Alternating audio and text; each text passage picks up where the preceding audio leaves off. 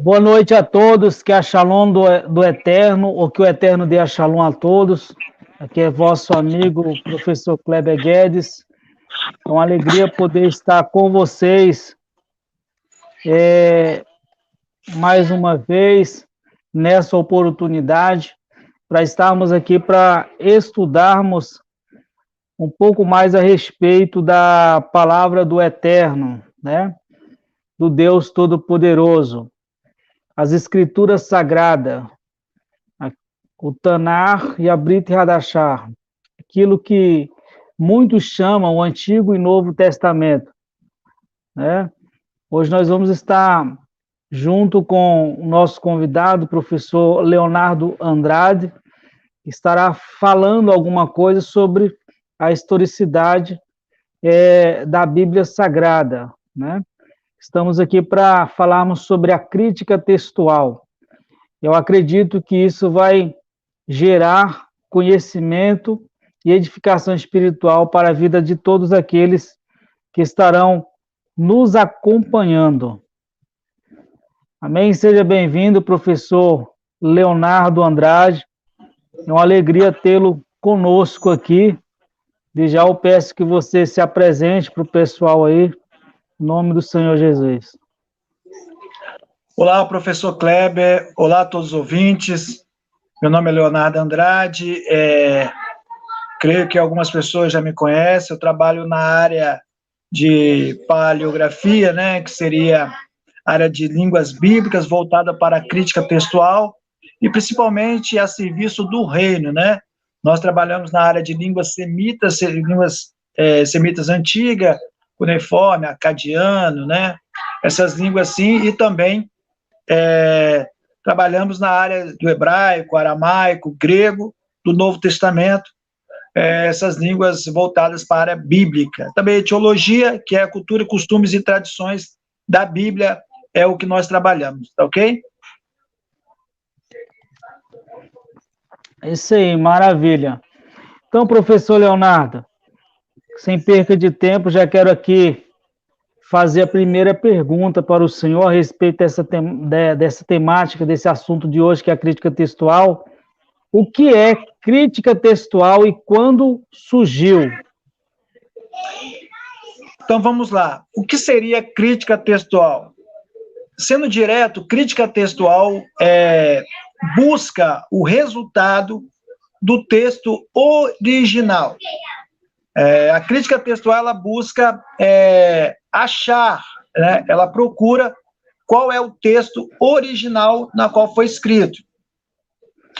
No sentido, o que realmente o autor dos autógrafos quis dizer quando foi inspirado ali por Deus para escrever os textos, né? Então, esta é a ótica da crítica textual. A crítica textual, como história, né? Nós já podemos ver fatos, algo relacionado desde 274 a.C., pelo próprio Zenodato, e também Teodato, em outras escritas, né, já faziam crítica textual, né, já buscava, Zenodato, para você ter ideia, ele tentava fazer uma crítica do texto da Odisseia. Então, você pode ver que isso não é novo, isso já é bem antigo, né, essa busca pelo texto sagrado. Então, nós temos que entender uma coisa, é uma disciplina não nova, é uma disciplina antiga, que busca, de fato, as questões originais do texto bíblico. Esta é a crítica textual. Crítica textual, na verdade, não é para criticar o texto, né? A palavra crítica, lembra, na sua etimologia, criticar. Criticar é você separar os grãos ruins de grãos bons, né? Tem muitas pessoas que, de fato, usam a crítica textual para um lado ruim, mas a crítica textual, ela deve ser levada para o lado bom. A melhor crítica textual é quando você quer, de fato, provar o que realmente o autor quis dizer, em qual época ele quis dizer, você entrando dentro da cultura. Aí nós vamos falar mais para frente dos desafios, né, da crítica textual. Então, a crítica textual é isso, a busca pelo texto original da Bíblia Sagrada. Maravilha. Então, você aí que ainda não é inscrito no nosso canal, se inscreva, deixe o seu like e compartilhe esse vídeo, assine o botãozinho de notificação aí para que sempre que nós fizermos aqui, trouxermos aqui um conteúdo, você possa ser notificado. Eu quero então fazer a segunda pergunta aqui para o nosso professor. Defina para nós o que é a alta e a baixa crítica textual. Alta e baixa crítica textual. Vamos lá. A alta crítica, né? Ambas trabalham com alguma coisa relacionada à crítica textual. A alta crítica é uma área que trabalha mais, ela também recebe o nome de crítica histórica. Por quê? Porque o seu viés de conhecimento trata-se das questões de historicidade. Já a baixa crítica, que é a minha área, ela trabalha com paleografia, né? Ela trabalha com a gramática, ela vai trabalhar com vocabulário, questões relacionadas à gramática do texto. Então, qualquer coisa, qualquer achado que você tiver, que seja antigo, que parta do pressuposto, não do português, né, mas das línguas relacionadas à Bíblia Sagrada, isso trata-se da baixa crítica, né? Você vai pegar um texto e vai observá-lo, se esse texto, no seu original, como ele está. Um exemplo disso, nós temos a temática do Antigo Testamento. O Antigo Testamento tem vários textos que, supostamente, a princípio, nós temos que fazer uma leitura mais honesta do texto. Nós temos o versículo 1 da Bíblia Sagrada. Logo, isso, professor Kleber, logo no versículo 1, nós temos uma polêmica, e poucas pessoas sabem. No versículo 1 da Bíblia, diz assim, Bereshit bara Elohim et hashamai ve'et haaretz. Né? No princípio criou Deus os céus e a terra. Esta é a tradução que nós temos da Bíblia Sagrada. Porém, é de fato a melhor tradução? Não. Longe de ser a melhor tradução. Por quê? Porque essa tradução, ela foge totalmente aos parâmetros, né, do que está realmente no texto. Porque Bereshit, a palavra Bereshit, ela está no estado construto. Construto, para quem não conhece nada de gramática, ele tem a ver com o genitivo no grego, né? É o estado de posse. Posse se dá pelas preposições da, de ou do, né? Então, onde tiver da, de ou do, geralmente vai ser genitivo. Então, essa casa é do Leonardo. Então, do identifica isso, né? Carro de Leonardo. Então, de também. Então, ali, geralmente, vai ter que ter esse genitivo. Então, seria a melhor tradução em princípio. Só que eu acredito que ali seja uma conjunção relativa a tempo, o B, então a gente pode colocar, a melhor tradução ali seria quando Deus criou todas as coisas.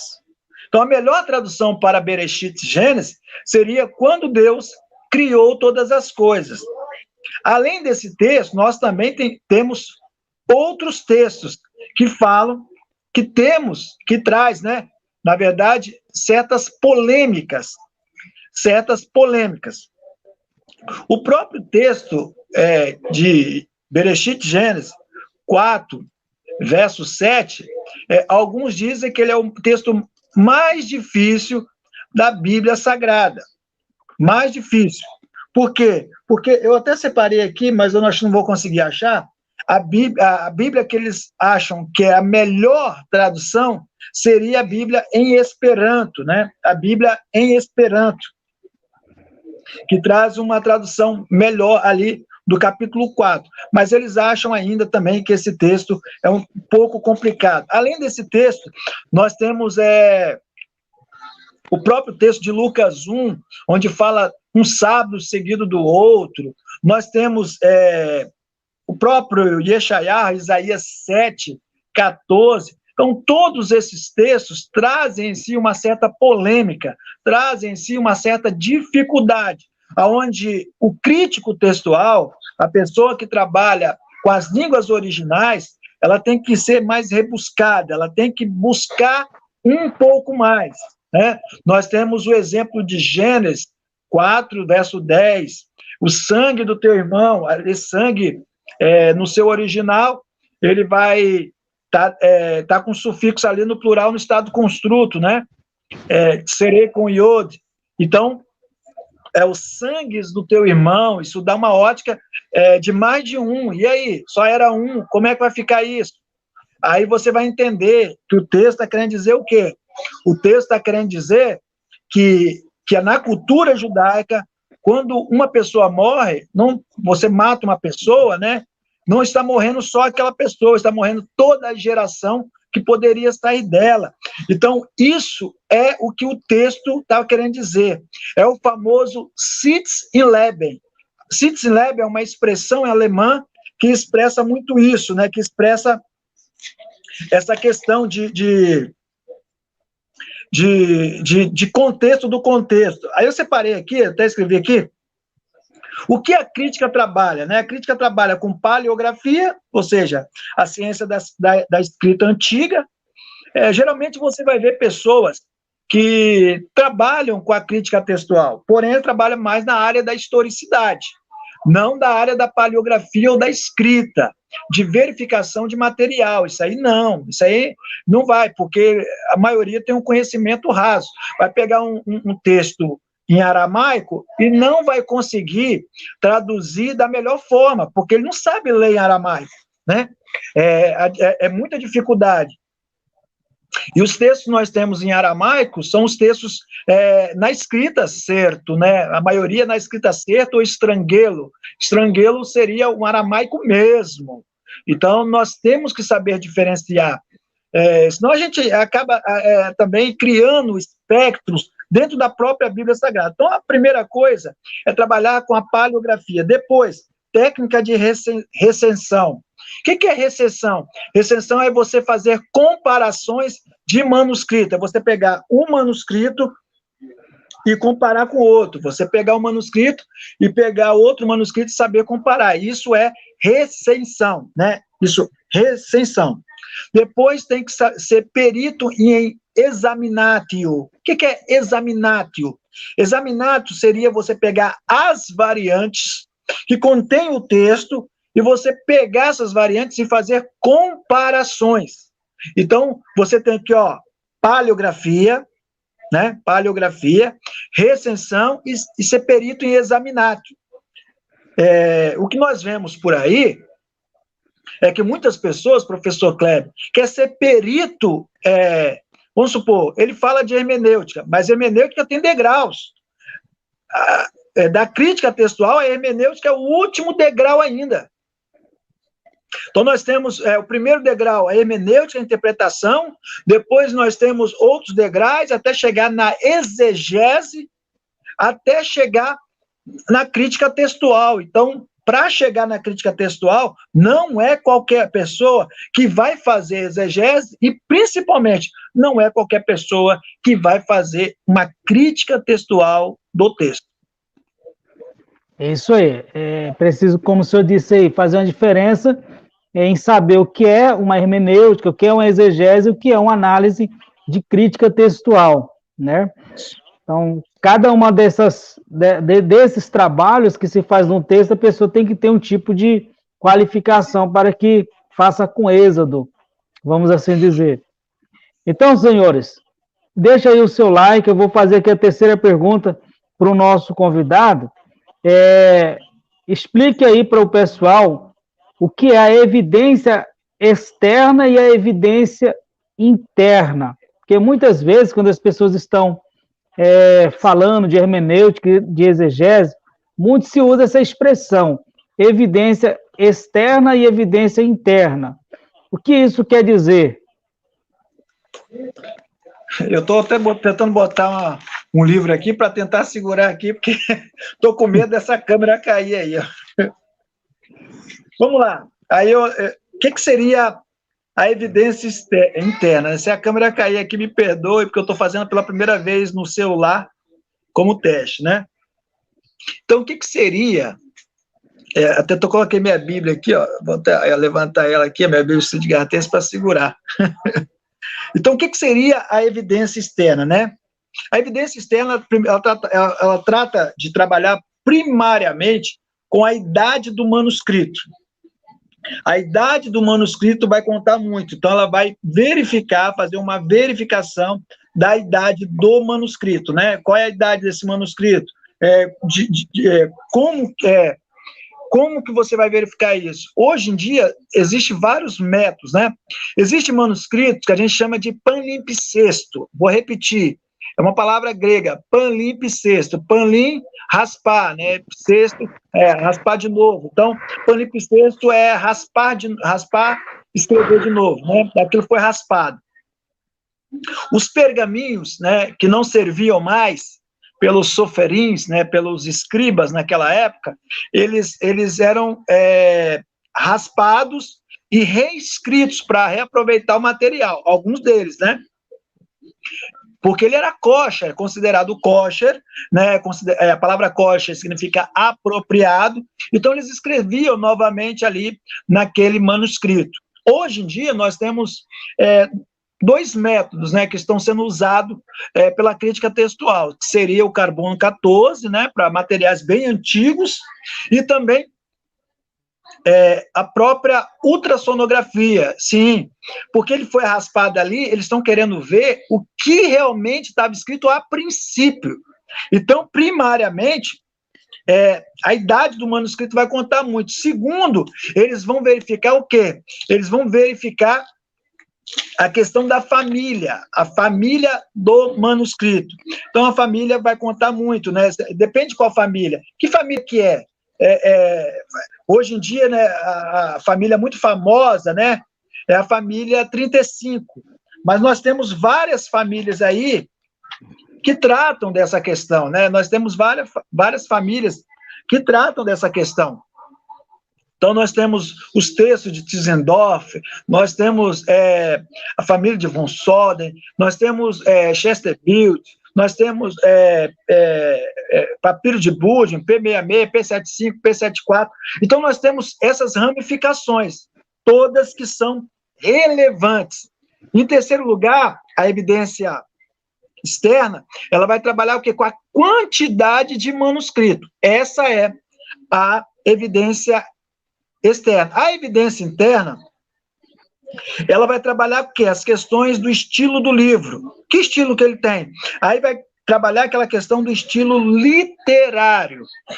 Além disso, a evidência interna também trabalha com a questão do contexto, né? Do contexto, que a gente chama de probabilidade transcricional, né? Quase não falo esse nome, difícil. Além disso, ela vai trabalhar com a harmonia, o uso do texto em harmonia com outros textos, né? No caso, manuscritos. Seria parecido com a recensão, né? Você comparar os textos ali, se eles são iguais, se eles são idênticos. Além disso, a evidência interna, ela vai considerar as falas de Jesus, isso mesmo, Yeshua, aquilo que ele falou, se vale a pena, entendeu? Então, ela vai trabalhar primariamente esses fatos aí. Então, existe uma grande diferença entre evidência externa e evidência interna, né? Ambas trabalham para a crítica textual. Ambas têm uma finalidade e têm um foco, a crítica textual. É isso aí, pessoal. Você está acompanhando aqui o tema, a crítica textual. Você que não é inscrito no canal, se inscreva, deixe seu like, assine um botãozinho de notificação aí, ajude o nosso canal. Professor Leonardo, o senhor falou aí sobre as famílias, né, dos manuscritos. Eu gostaria que o senhor falasse um pouquinho mais sobre as famílias dos manuscritos. Então, eu até separei com material aqui para a gente tratar sobre isso. Quando a gente fala de família de manuscrito, né, é um auxílio da crítica textual elaborado a partir da perspectiva para colaborar é uma ajuda, na verdade, para colaborar com a sua forma de ler, porque eles vão dividir os manuscritos em grupos, que a gente chama, entre aspas, família, para você melhor assimilar, né? Aí nós temos várias famílias. Nós temos os textos, as famílias nós temos o Westcott-Hort, que é uma das conhecidas e discutidas, porque o Westcott-Hort, geralmente, eles vivem do céu ao inferno, né? Por que céu ao inferno? Porque são textos que contêm aparato crítico, texto chamado de texto crítico, né? Diferente do texto majoritário. Então, o texto crítico, principalmente, tem que ser o Westcott-Hort. Atualmente, nós temos uma Bíblia, né, que aqui no Brasil, que, segundo eles, tratam da versão de Westcott-Hort, que é a TNM. Tanto é que a TNM, a tradução do Novo Mundo, se você pegar ela, né, eu estava até aqui, a Bíblia deles, né? Deixa eu só... não está mais aqui. Se você pegar essa Bíblia, você vai ver que ela trabalha realmente com o texto crítico, entendeu? Claro que ela não vai trazer aquilo que o Westcott-Hort traz, porém, algumas perícopes ela vai trazer voltada para o texto crítico, como o texto de João. Aí você tem João, capítulo 5, quer ver? João, capítulo 5, divergente, entendeu? Nós temos o texto a perícope da mulher adúltera, também não contém nesse texto. Nós temos a perícope da coma joanina, primeira carta de João, capítulo 5, verso 7. Também não contém nessa tradução. Então, é uma tradução, conforme a nota de rodapé, baseada no texto, né, no Westcott-Hort. Dentro desse texto, nós temos o texto siríaco, né? O texto siríaco. Dentro de Westcott-Hort, nós temos o texto siríaco, nós temos o texto ocidental, né? Nós temos o próprio texto alexandrino, nós temos o texto neutro, que é uma variação de Westcott-Hort, o texto bizantino, são todos, professor Kleber, denominados grupos, que a gente chama, em crítica textual, de famílias, né? Então, esses são famílias. Além desse, né, aquilo que a gente pode dividir, nós temos no Antigo Testamento, a formação do Antigo Testamento. Como é que foi formado o texto crítico do Antigo Testamento? O texto crítico do Antigo Testamento foi formado a partir do Códice Leningradense, ou Códice Leningrado, chamado B19, né?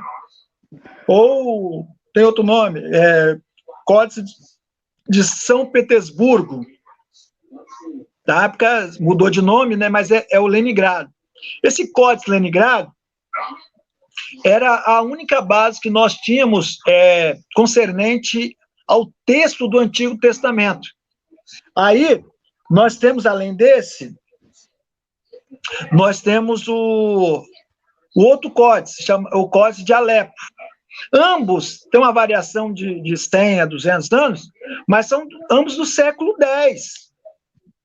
Então, é um texto muito... o tempo entre achado e o próprio texto de cópia é muito grande, 10 séculos. Porém, nós temos atualmente o texto dos manuscritos de Qumran, que datam aproximadamente 200 anos antes de Cristo. 200 anos antes de Cristo. Daí cai aquela fala que muitos dizem, né? Não, o cânon do Antigo Testamento fechou no ano 90 no concílio de Jâmina, ou Jâmia, ou Javné, ou Yavné, né? Alguns têm uma variação terrível. Eu não acredito, nunca acreditei que o texto do Antigo Testamento fechou ali, professor. Não sei a sua opinião, como estudioso da Bíblia. Eu nunca acreditei. Eu sempre fui da linha que o texto do Antigo Testamento fechou aproximadamente com Esdras, né, no ano 432. Aí nós temos um achado, igual os manuscritos de Qumran, que tem a datação de 200 a.C., que contém todo o Antigo Testamento, exceto o livro de Esther. Então você já tem uma prova bem clara que o cano não fechou no ano 90, fechou bem antes. Então ali nós já temos uma prova. Então, o que juntou? Juntou o Pentateuco samaritano, juntou o Códice o Códice de Alepo, o Códice de Leningrado, textos em aramaico, e formou, os manuscritos de Qumran, principalmente, e formou aquilo que Kittel, um grande estudioso, fez, que nós chamamos hoje de Bíblia Stuttgartensia, né? A Bíblia com o aparato crítico do Antigo Testamento. E do Novo Testamento? Do Novo Testamento, nós temos essa Bíblia aqui, né? Que Kurt Ernest Allen, né? Não sei se você conhece. Essa aqui contém também um aparato crítico, tá? Essa Bíblia aqui, eu estou falando de aparato crítico. Então, essa Bíblia aqui foi formada através do Códice Sinaítico, o Códice Vaticano, né, o Códice Vaticano, e da Peshitta, em aramaico, dos Targums. Então, essa aqui também é um outro material. Então, a relevância do aparato crítico, né, dessas famílias aí, desenvolveram para que nós tenhamos hoje um material como esse, né? A família desenvolveu para isso, tá? Agora vem surgindo um novo material, não tão novo, né? Mas material a ser estudado, né? Que é a família 35. Então, nós temos o material do Antigo Testamento, que é a Bíblia Stuttgartensia, né? Não foi formada a partir só de um manuscrito. Tem muita gente que pensa assim, só tem um manuscrito. Não, vários manuscritos trabalhados e estudados para ter aquela forma. Eu não estou dizendo também que ela é a melhor. Aí, ó, caiu aqui. Que ela é a melhor possível, mas que ela é muito boa, né? Nós temos o texto do Antigo Testamento e nós temos o texto do Novo Testamento. Maravilha. Mais uma pergunta que eu quero fazer para o senhor aqui. Se o senhor falasse um pouco sobre a contribuição dos maçoretas no processo da crítica textual. Isso. Vamos lá. Os maçoretas. Os maçoretas, eles vieram trabalhando desde o V século. Qual foi o trabalho dos maçoretas? Foram criar métodos de vocalização. Por quê? Porque o hebraico, como uma língua semita, e como o costume das línguas semitas daquela época, ele não possui vogal, não possuía vogais. Como ele não possuía vogais, as letras eram chamadas um alfabeto consonantal. Né? O que é um alfabeto consonantal? Criado a partir de consoantes apenas. Só consoantes. Então, era preciso entender. Como é que você vai entender um texto? A partir das vogais, porque a forma. Então, eles criaram os sinais vocálicos, né?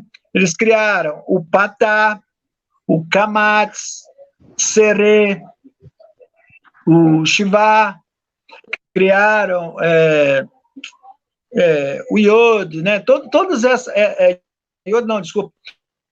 Hirik, Iod, o Hirik, né, o Rolenvab, todos esses sinais para fazer uma melhor tradução.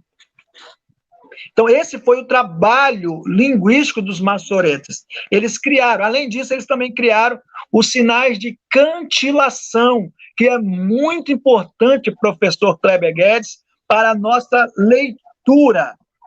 Para a nossa leitura.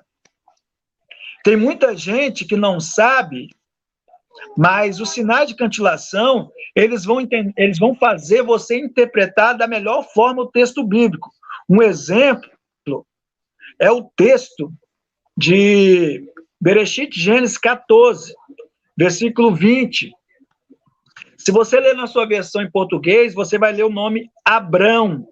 Porém, o nome Abrão não aparece nos originais. O nome Abrão não aparece nos originais. Então, como que você vai saber quem foi que deu o dízimo para quem? Claro que você sabe pela doutrina progressiva que o maior, ele tem que servir o menor, né? Hebreus 7:7 diz que o maior abençoa o menor. Você vai saber disso. Mas se você não tivesse o Novo Testamento, como é que você vai saber? Ali, na palavra dar, né, ou deu, o dízimo de tudo, tem um vav. O vav é uma conjunção. Quem conhece um pouco de gramática sabe que conjunção, ela vai ligar duas palavras ou duas orações. Duas palavras ou duas orações. Além disso, na palavra vai ter, ela também tem acho que é isso mesmo, né? Porque eu não tô com o texto, minha Bíblia está aqui segurando, aí eu não posso tirar. Se eu tirar, perco tudo. Aí, além disso, tem um sinal chamado atinar. O que seria o atinar? Atinar significa um ponto para você recomeçar novamente, né? Como se é o mesmo trabalho da conjunção, ele vai começar algo novo, entendeu? Mas da mesma frase. Fora que se você não conhece, se você conhecer isso, é um grau a mais. Mas também você vai ver que o texto todinho está na terceira pessoa, vai indicar que foi Abraão realmente que deu.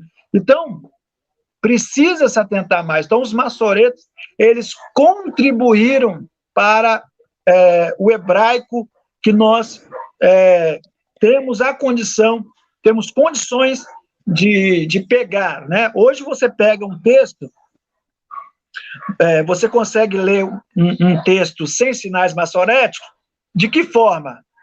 Conhecendo os sufixos pronominais e a raiz.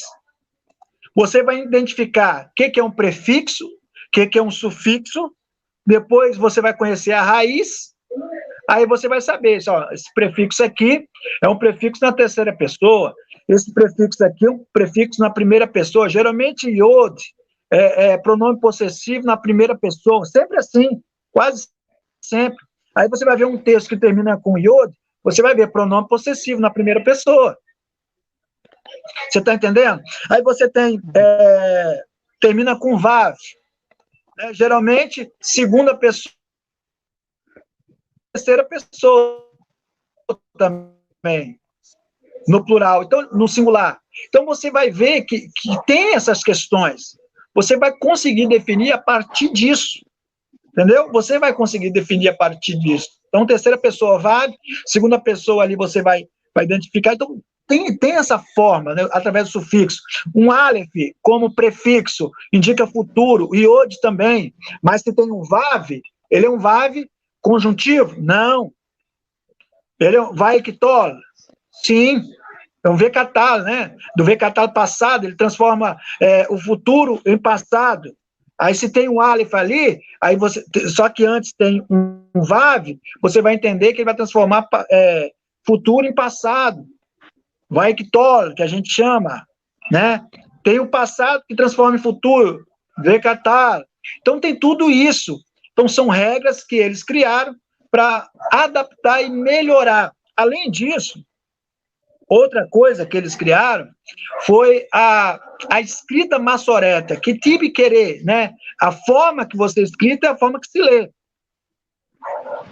Você vai observar que, principalmente, nós usamos isso aonde? No tetragrama sagrado. Ontem eu estava vendo um rapaz fazendo um comentário, aí ele escreveu assim, tanto é que, se você pegar o tetragrama sagrado, eles colocaram as seguintes vocalizações nele.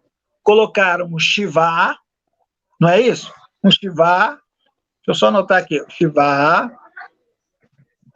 Colocaram um patá, não é isso? Um patá. Aí ficou no B19, no B19, no Código Nigrado, lá é Iervá. Iervá. Não é Iehová. Iehová é uma criação de um dominicano chamado Raimundo Martí, que pegou os sinais vocálicos de Adonai e acrescentou no tetragrama sagrado. Ambos, para mim, não tem veracidade, porque ambos é uma criação, entendeu? É uma criação. O nome de Deus parte muito além disso. Só que ontem eu ouvi uma coisa que é pior do que isso. Uma pessoa falou assim, em aramaico, o tetragrama é Mariá.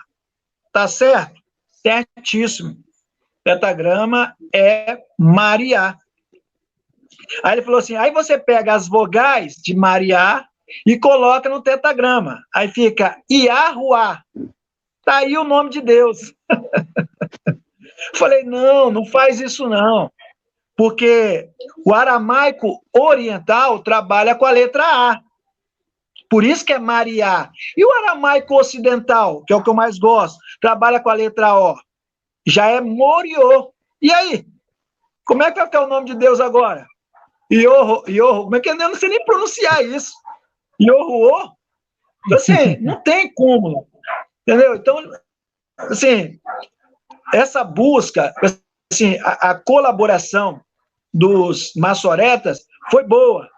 Mas, por um outro lado, também houve esses certos equívocos, né? Que nós costumeiramente falamos. Desde já, qualquer tentativa que nós fizermos relacionados ao nome de Deus, vai ser uma tentativa, assim, como diz um amigo meu, atirar no escuro. Porque você nunca vai ter certeza, né? Você nunca vai ter certeza que não é esse ou não é aquele nome, né? Você não vai ter certeza. Porém, entretanto, todavia, contudo, Jeová não cabe no nome. E Yahoshua também não cabe no tetragrama sagrado. Quando eu digo que não cabe, é você pegar qualquer sinal vocálico e fazer uma estruturação vocálica dentro dos fonemas que já estão contidos ali. Então, disso que eu falo, que é impossível, né?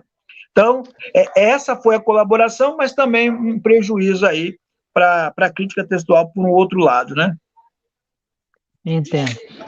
Outra coisa que eu quero perguntar para você é a seguinte, você explicasse para o pessoal o que é o texto crítico, o texto majoritário e o texto recepto.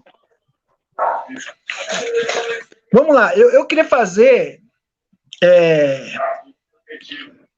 algo melhor. Vamos supor, quando eu tenho uma tradução, nós temos 3 tipos de traduções, professor Kleber. 3 tipos de traduções. Nós temos a traduções chamadas traduções literais. Ambos vai trabalhar com texto crítico, texto recepto e texto majoritário, né? O texto crítico, eu falei um pouco sobre ele, a sua construção todo, né? Já o texto receptus, né, ele tem muito a ver com a tradução de Erasmo de Roterdã, né, chamado texto recebido.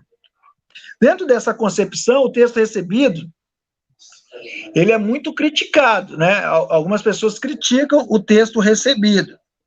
Mas, se você for observar, o texto crítico é muito mais crítico do que propriamente o texto receptus, né? Aí nós ficamos entre 2 textos também que são muito bons, que é o texto majoritário e o texto receptus, né? Eu ficaria com o texto receptus. Dentro dessa perspectiva, nós temos 3 tipos, né, de traduções. Nós podemos fazer e ver. Nós temos as traduções literais. Essas traduções, elas retêm a forma original, a estrutura original, né, da língua na qual foi escrita. Vamos supor, se for escrito no hebraico, um exemplo, não é esse que está aqui do lado.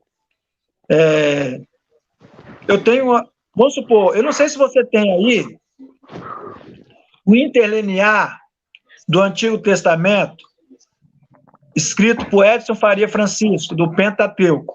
Não sei se você tem. Nesse texto, tem, né? Ele vai escrever uma nota, ali, top.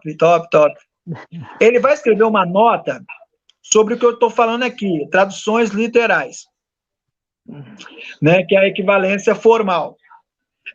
Vamos supor, ele vai escrever uma nota que o termo Adonai, eu não estou falando nada de trindade, nada disso não, tá? Estou falando de gramática e de crítica textual, pelo amor de Deus, entendeu? Ele vai falar que o termo Adonai é plural. Se você fizer uma tradução hiperliteral do termo Adonai, você vai ver que ele trata de uma tradução hiperliteral.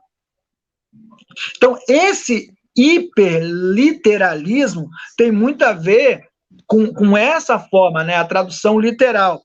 Dentro dessa forma, nós temos Almeida Revista e Corrigida, Almeida Revista e Atualizada, eu estou até aqui, aquela Bíblia da Reforma, né, ela aqui, ela trabalha muito com isso, né, Bíblia da Reforma, tá vendo? Deixa eu só achar aqui. Aqui, a Bíblia da Reforma. A minha está até na caixa ainda, né? Essa Bíblia aqui, Almeida, Revista e Corrigida. Tá? Temos outros, Almeida também. Além das traduções literais, nós temos a equivalência dinâmica. Essa possui uma abordagem de pensamento, não é propriamente o texto. Aí você tem qual? Você tem a Bíblia de Jerusalém.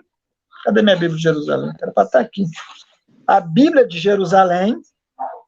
Você tem a Bíblia de Jerusalém, acho que você conhece, ela tem um aparato crítico, né? Você tem a NVI, isso, top. A NVI, né? Aí eu tenho a NVI, eu tenho uma representação da NVI aqui, que é a Bíblia Arqueológica. Ela é NVI, Nova Versão Internacional. Então, essas três trabalham com essa forma, né? Além de outras também. Então, tem tradução literal, equivalência dinâmica, e também existe as Bíblias chamadas Bíblia parafrase livre, né? Aí você tem qual? Você tem a Bíblia chamada Bíblia Livre, Bíblia Livre. A Bíblia chamada Bíblia Viva, e tem essa outra aqui, ó, chamada Bíblia da Mensagem. Não sei se você conhece. E são parafrases, né? Parafrases. Se você olhar alguns textos aqui, você vai ver que a diferença é enorme de um texto para o outro, né? Além disso, você vai ver outras Bíblias também interessantes que se enquadram entre um e o outro que eu falei aqui. Essa Bíblia aqui, pastoral, não sei se você conhece. Essa Bíblia, ela traz, sim, diferenças, né? Aí você vê aqui, ó, no versículo 2 de Gênesis, né? Vamos lá, versículo... Isso aqui. Aí diz aqui, ó, a terra era um caos vazio. A escuridão cobria a profundeza de um vento que agitava sobre a face das águas. Aí, caos vazio e escuridão. Aí a palavra que está ali, torro, vavorro, tem condições de ser caos vazio e escuridão? Sim. A palavra terrom, ela tem essa forma. Pode sim ser chamada também de escuridão. Caos vazio também, né? Aquela própria... em aramaico, nós temos verecaniá, né, se eu não me engano, acho que é esse mesmo termo em aramaico, verecaniá, que é totalmente vazio. Nós temos essa questão. Seria tzadia verecaniá, que é despovoada e vazia, né? A palavra tzadi, né, em aramaico, é despovoada. E recaniá é vazia ou opaco, vazio ou opaco. Mas o problema que nós temos nessa Bíblia seria a questão do Ruach HaKodesh, ou Ruach Elohim, porque aqui tem as profundezas e um vento de Deus, né? Aí você tem o texto original, aqui foi acrescentado e um vento, uma conjunção, e é uma conjunção. Aí você tem um texto, né? Vamos analisar esse texto. Nós estamos falando de crítica textual, sem analisar é complicado. Falar, até papagaio fala, né? Analisar na crítica é complicado. Aí você pega, está lá o texto. Verhaaretz, haetá torru vavorro. Não é isso? Ver Rocher alpinei terron, ver Ruach Elohim. Não tem essa conjunção. O ver Ruach, e o Espírito, e Espírito. Você pode colocar e um Espírito? Pode colocar como sujeito determinado, porque no hebraico, quando não tem artigo, é um sujeito determinado. Aí está certo. Você está entendendo? Só que nós criamos um problema depois, professor Kleber, porque depois ele tem uma palavrinha chamada merahefet. Merahefet. A palavra merahefet significa se mover, ser abalado, ser agitado, ser alvoroçado. Ou seja, dá a ideia de uma águia que choca seus filhotes. Então, o Ruach Elohim não pode ser tratado como uma das suas variantes semânticas, como o vento no texto. Por quê? Porque um vento, ele se move, beleza. Ser abalado? Sim. Ser agitado? Sim. Ser alvoroçado? Sim. Mas ele age como uma águia chocando seus filhotes? Ele tem esse poder? Não. Tanto é que no latim o termo lá é ferebatur, que significa que é a mesma palavra em siríaco para incubar. Ou seja, o Espírito Santo estava fazendo um ato pensado no texto. Então, quando nós formos tratar de crítica textual, estou falando uma coisa que não é uma coisa a nível 1, 2, não, é a nível 100, meu irmão, para você pegar e deslanchar. Aí você vai entender, o Espírito Santo não pode ser, naquele momento, isso. Meu professor de aramaico, ele achava um absurdo essa Bíblia ter tal interpretação, né? E apesar que ele era católico roxo, né? Aí eu tenho outra Bíblia aqui que eu gosto bastante, professor. Bastante aqui. Que é essa Bíblia aqui, ó. Aí ela diz assim, ó. A terra era o caos sem forma nem ordem, ponto. Era um mar profundo coberto de escuridão, e um vento fortíssimo soprava a superfície das águas, ó. Essa aqui, ela já faz uma ampla... Eu gosto dessa tradução aqui, é a Bíblia português corrente, lá de Portugal. Legal. Eu tenho muita Bíblia aqui de outra língua, entendeu? Então, para você fazer a crítica textual, principalmente no trabalho da paleografia, que é a língua original, você tem que conhecer as línguas e examinar, entendeu? Todas elas. Tanto é que em aramaico, o termo lá é ruhor, vou repetir, ruhor, alor, desculpa, Elohim é hebraico, ruhor, alor, seria Espírito de Deus. Ali, a palavra ruhor, ela termina com rei. Rei é hebraico, rei é aramaico. O rei ali indica a terceira pessoa do singular, ele. Então, é um pronome pessoal, indicando que a pessoa ali, no aramaico, eu não estou fazendo defesa de nada, que no aramaico, ele já tem uma direção, que ali só pode ser um pronome pessoal. Então, nós que avaliamos o texto, né, professor, somos estudantes, nós encontramos essas dificuldades, que não são fáceis.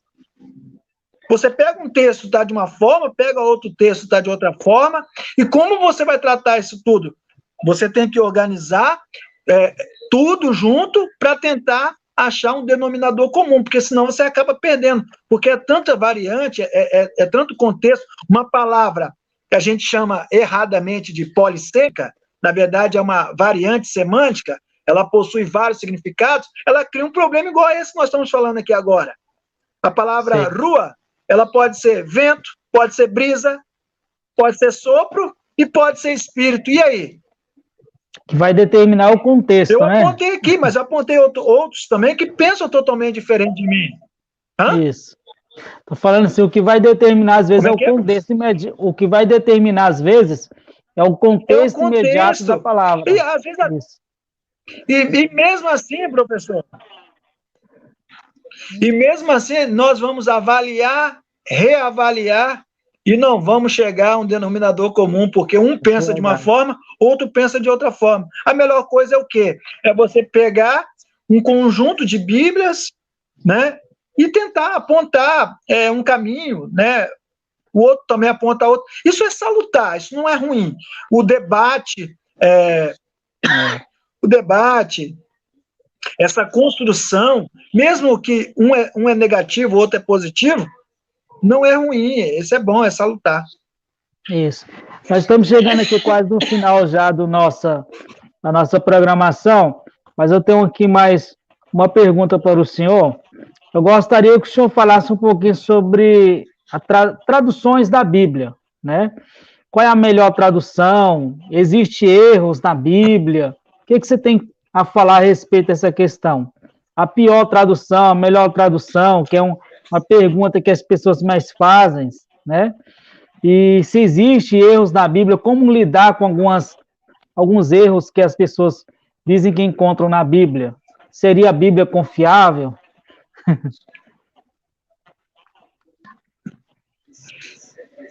Então, a melhor tradução. Qual seria a melhor tradução? Todos me perguntam essa mesma pergunta.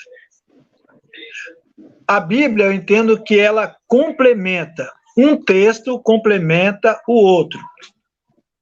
Por exemplo, há Bíblias que contêm algo que vão te elucidar, que vão elucidar uma interrogação concernente a uma doutrina, ou um texto, um aspecto que você quer conhecer da Bíblia Sagrada. Então, uma vai ter, a outra não vai ter. Então, qual seria a melhor, Leonardo? A mais próxima. A melhor são todas. Vou repetir, a melhor são todas. Porque uma vai completar a outra. Eu não acredito que a João Ferreira de Almeida é a melhor. Há coisas na João Ferreira de Almeida que você não vai encontrar. Um exemplo disso, só para citar um exemplo, né? Depois a gente parte para os erros. Você lê o texto de 2 Crônicas 7:14. Se o meu povo que se chama.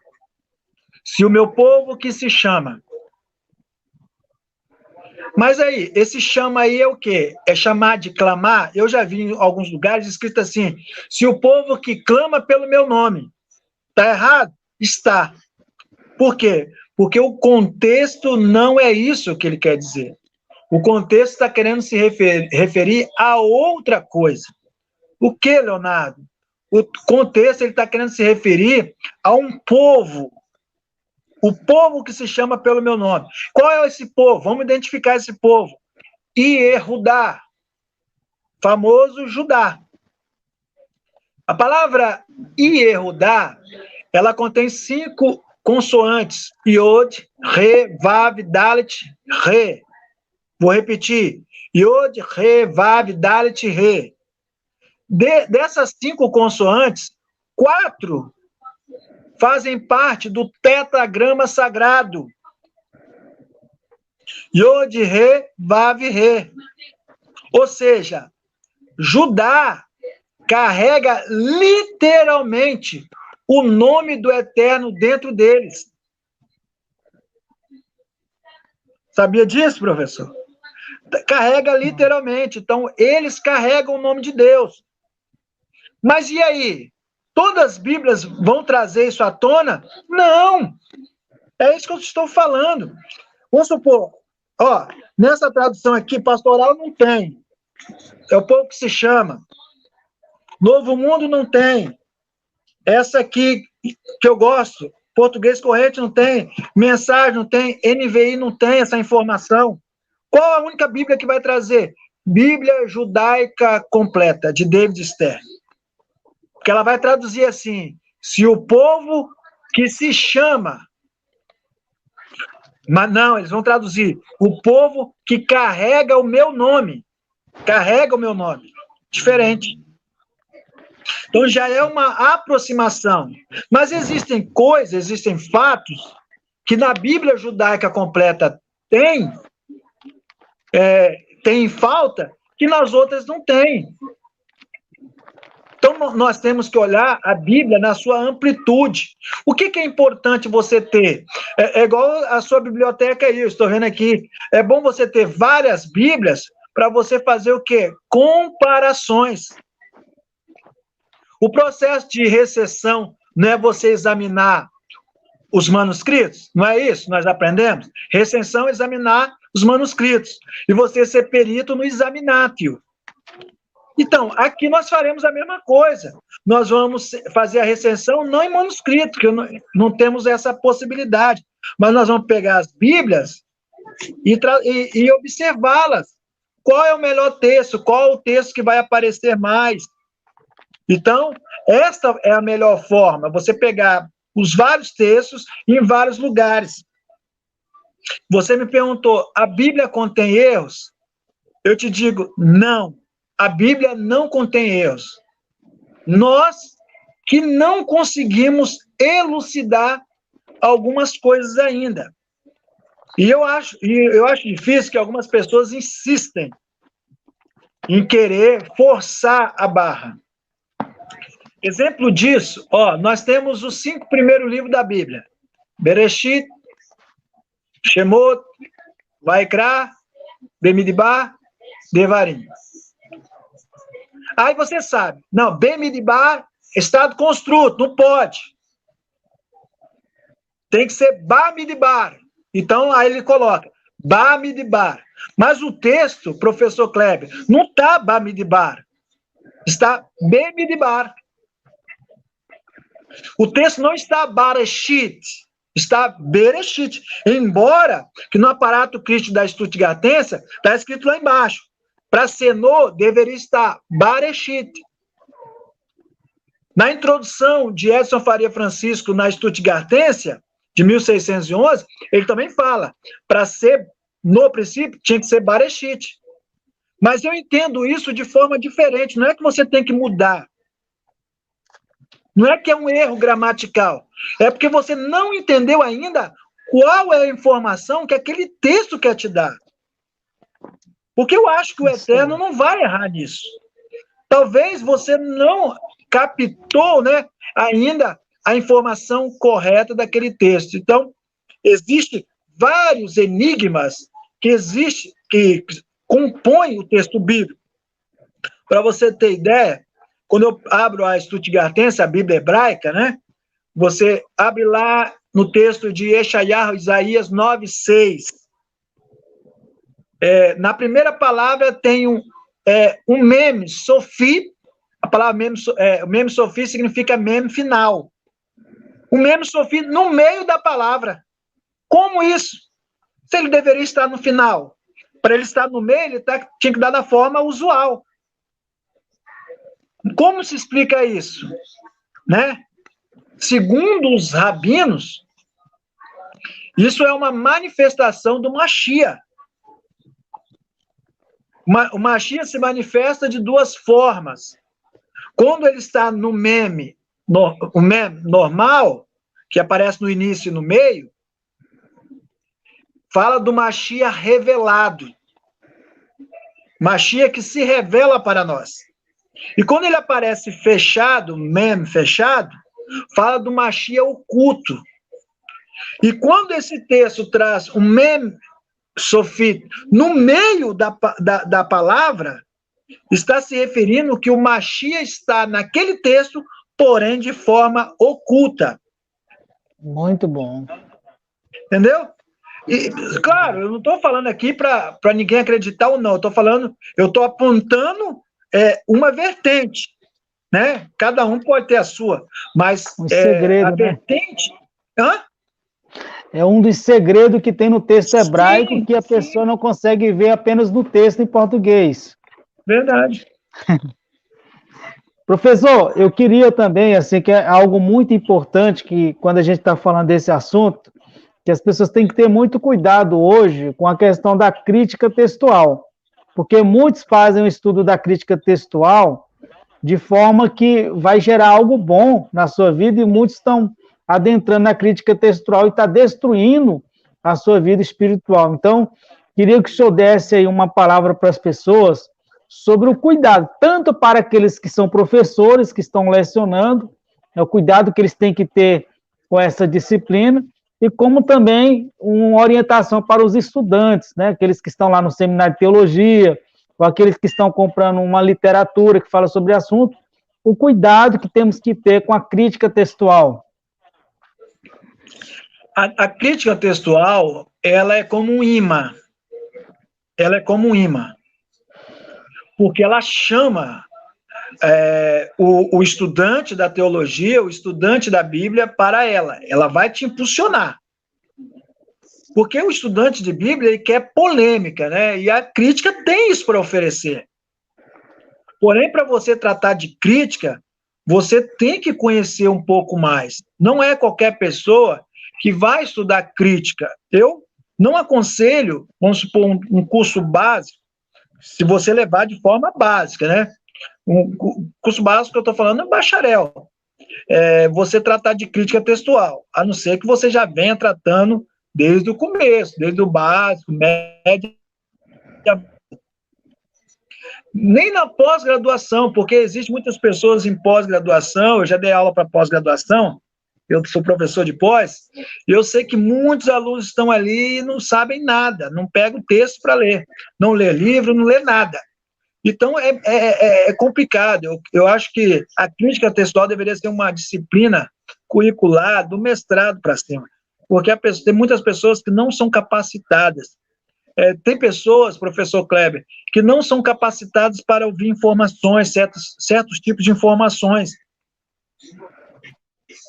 Eu falei uma certa vez, dando um estudo sobre o Antigo Testamento, e não é porque eu aprovo o método histórico gramatical que eu desaprovo o método histórico crítico. Eu creio que aquilo que você acredita, ele tem que permear todos os âmbitos da hermenêutica para você chegar a um denominador comum.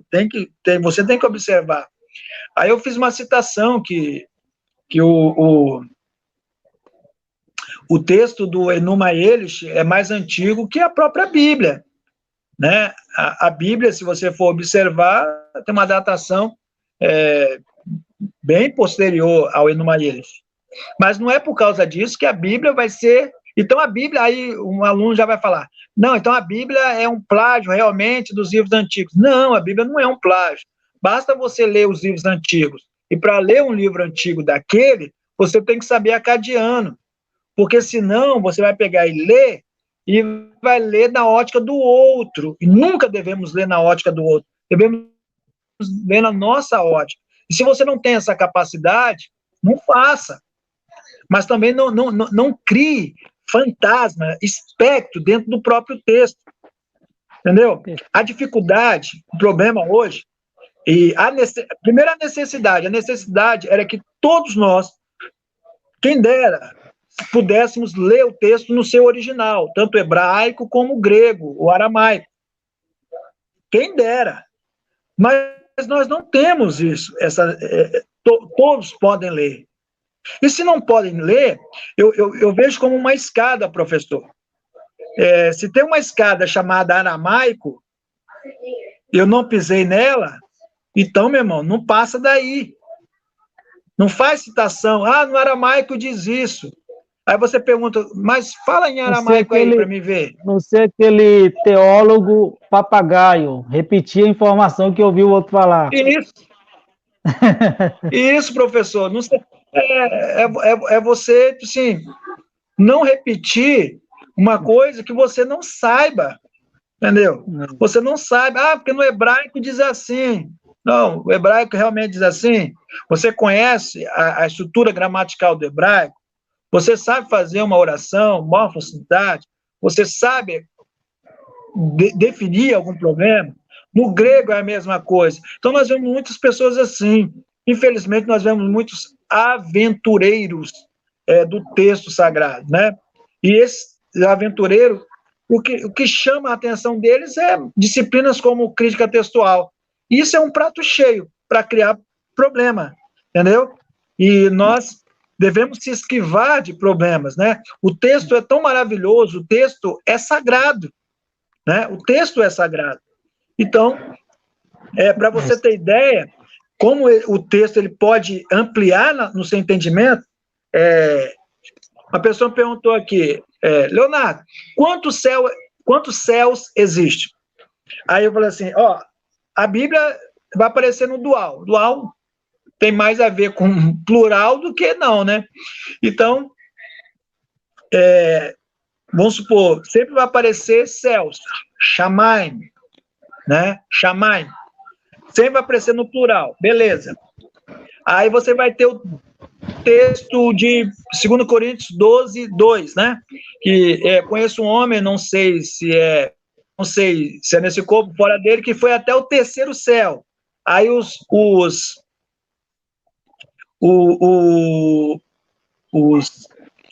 gregos deram o nome Auranos, Mesoranos e Eporâneos, né? Eporâneos. Beleza. 3 céus. Mas os judeus acreditam em quantos céus? 7. Você é judeu, você sabe. 7. 7 céus, né? Aí você tem Shammai, Mahanon, Raquia, Mahanon, Maon. Você tem 7 céus. Mas aí, mais o quê? Aí você tem a surata do Alcorão, 71, se eu não me engano, no versículo 15 da surata do Alcorão, vai dizer assim que Alá criou 7 céus. Então, cheio de independente virgem. se for 3 ou 7, virgem já é complicado.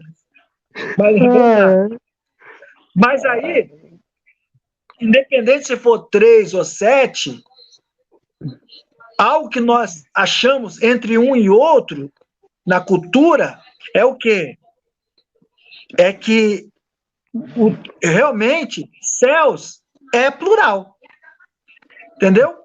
Aí você pode bater o pé como judeu. Você pode bater porque você pode ser, como é que eu vou dizer, defender a sua religião, não defender o As texto do contexto. Isso. Uma coisa é você bater uma coisa é o que diz a tradição, né? A cultura, a tradição. Outra coisa é o que diz a escritura.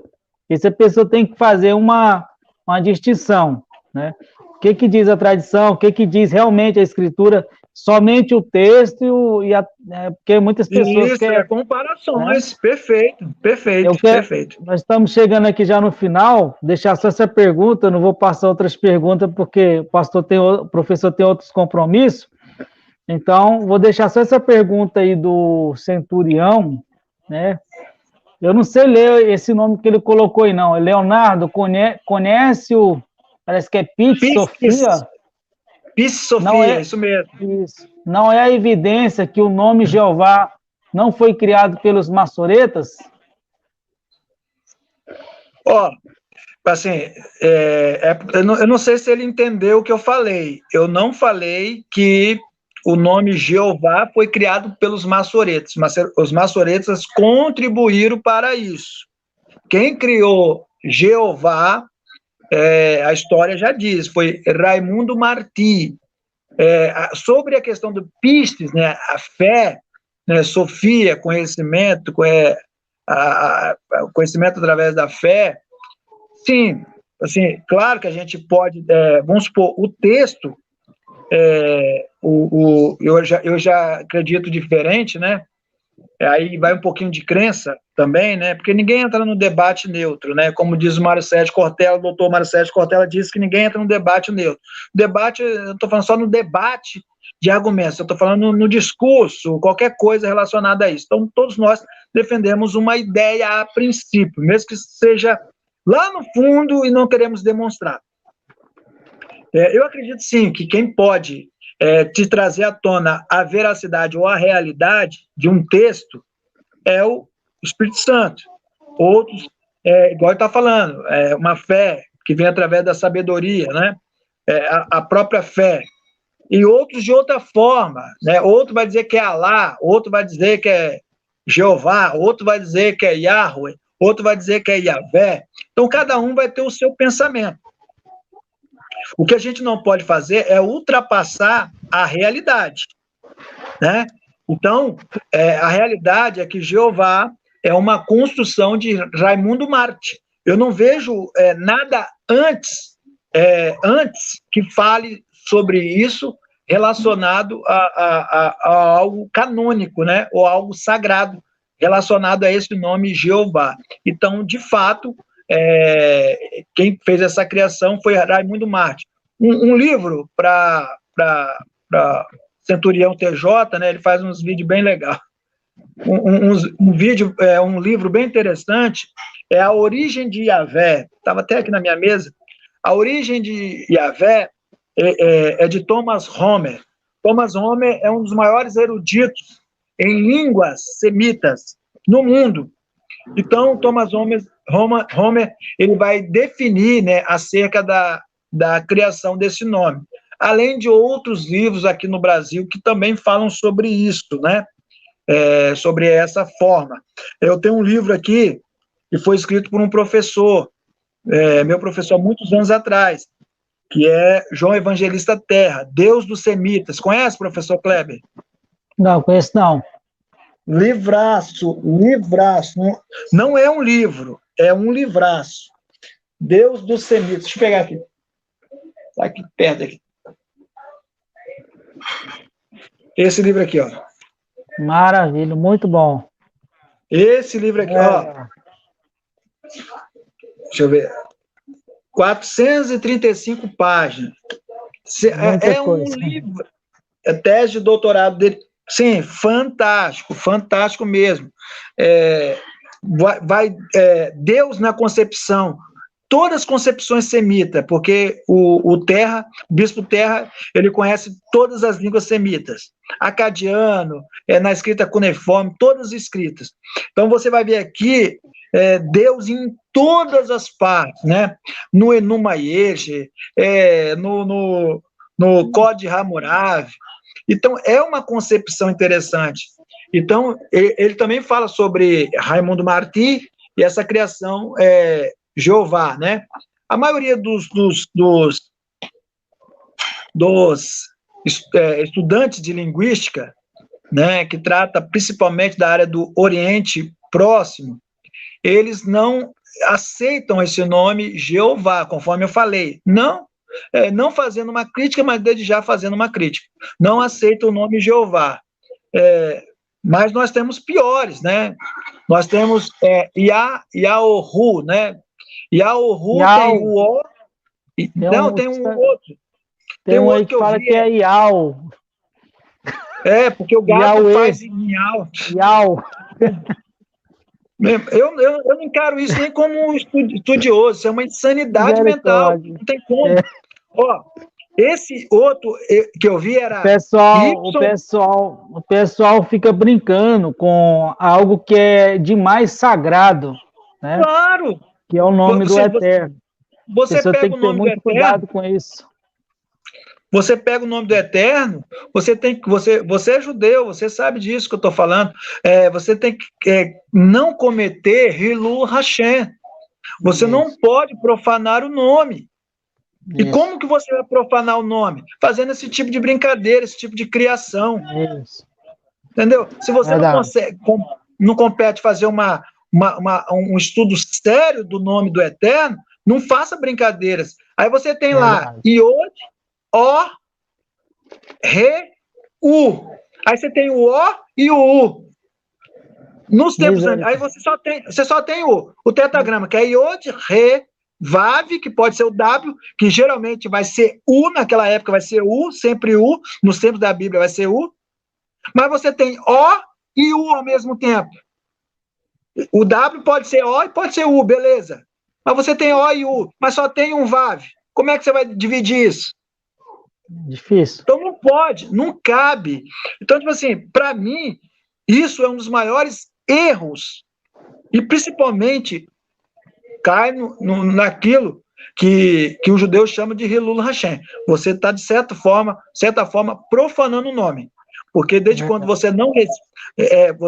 vamos supor, eu vejo muita lealdade em alguns defensores de algum nome. Mas quando você pega um nome assim, Yahu, sei lá, não sei nem pronunciar isso, eu vejo certa deslealdade. Não, mas o outro é Yaohu, esse aí que eu vi. Mas é tudo a mesma coisa. Yausha. Yau é o pior que eu já vi. Nos anos 90, tem nada a ver com isso. Então, professor Leonardo, você vê um certo descompromisso. Pode falar. Então, se o senhor quiser fazer essas considerações finais, o senhor falou que tinha eu vejo um certo descompromisso da pessoa, e o Eterno não tem compromisso com quem não tem compromisso com ele. É verdade.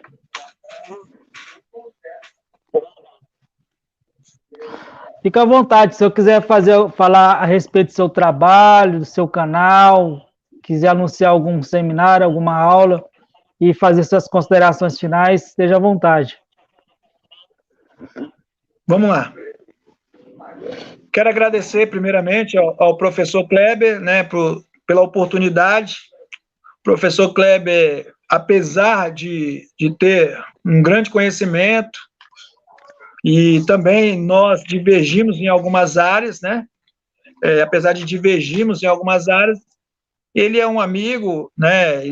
Divergência de papel não tem que criar divergência em amizade ou qualquer coisa desse nível, né? Então, nós temos uma divergência ou pensamento diferente em algum fato, é normal, né? Até um casal quer casar, um casal, né? Ele vai ter isso, né? Essas divergências, mas isso não impede nada, é sempre no campo das ideias, né? A pessoa tem que trabalhar sempre no campo das ideias. Eu sou diretor de um curso teológico chamado ITEL, Instituto Teológico Logos. Aqui é um dos nossos livros, né? Esse aqui é o livro de Etnologia Bíblica, que trata de costumes, cultura e tradições da Bíblia. Muito interessante, fala sobre cultura judaica. Eu também sou escritor, já escrevi para outras instituições. Aqui nós temos o curso que eu dou por via online, né, que é o curso de hebraico, aramaico e grego. No Brasil, creio que são uma das poucas pessoas, se tratando de instituto teológico, é o único instituto que dá aula de aramaico, tá? E nós estamos aqui, claro que não vamos dar aula de se é Jeová, se não é, se é Trindade, se não é, não tem nada disso. O nosso curso de cultura judaica é totalmente relevante, totalmente voltado para a cultura. Você vai conhecer principalmente aspectos doutrinários da fé judaica messiânica, para você ser inserido na fé messiânica, para você realmente conhecer. Então, nosso curso de cultura judaica também é muito bom. Várias pessoas de grau elevado aí, que estão despontando no Brasil, já fizeram. E principalmente, vamos supor, eu não quero ingressar no judaísmo, mas para pregar, para interpretar o texto, é ótimo. Para ensinar, não tem coisa melhor. Então, nós temos esses cursos aí, quem quiser, nos procure depois aí, pelo WhatsApp, ou pelo e-mail, ou propriamente aí no nosso canal, né, Leonardo Andrade. ou no Instagram, @AlvesLeonardo, nós estaremos aí para auxiliá-lo. Eu estou escrevendo, estou terminando, né? Vou ver se alguma editora abraça essa ideia, que é os livros do meu curso de cultura judaica expostos em literaturas. Já que tem uma grande procura, o primeiro livro será um livro sobre calendário judaico. Professor Kleber, assim, o livro tem tudo que você procurar ou pensar acerca de calendário dentro da ótica judaica antiga e também atual. O que é Shaaz, é o dia judaico, Yom Rishon, Yom Sheni, Yom Shlishi, o dia da semana, o mês, a lua nova, o Shabat, os critérios de celebração do Shabat, Havdalah, tudo, assim, para quem quer conhecer realmente o judaísmo e principalmente interpretações bíblicas, vai ser um livraço. Nós só estamos aguardando uma editora. Isso que eu estava falando, porque esse livro que o senhor está falando aí é de suma importância para a pessoa saber interpretar o Antigo Testamento. Quando a pessoa tem um conhecimento desses assuntos que você está falando aí, facilita muito a interpretação bíblica. Então é interessante qualquer pessoa adquirir esse livro. Né? Isso.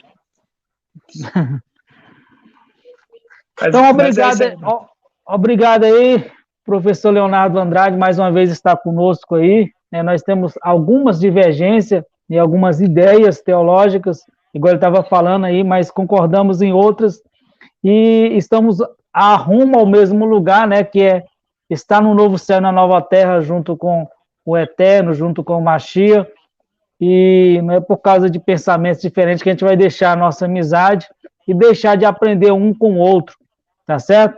Então, o objetivo do nosso canal aqui é compartilhar o conhecimento com as pessoas, e nós trazemos pessoas aqui que estão aptas, capacitadas para ensinar. Então, muito obrigado aí pela contribuição que o senhor deu ao canal e por ajudar pessoas que já assistiram e outras que vão assistir e serão edificadas, certo?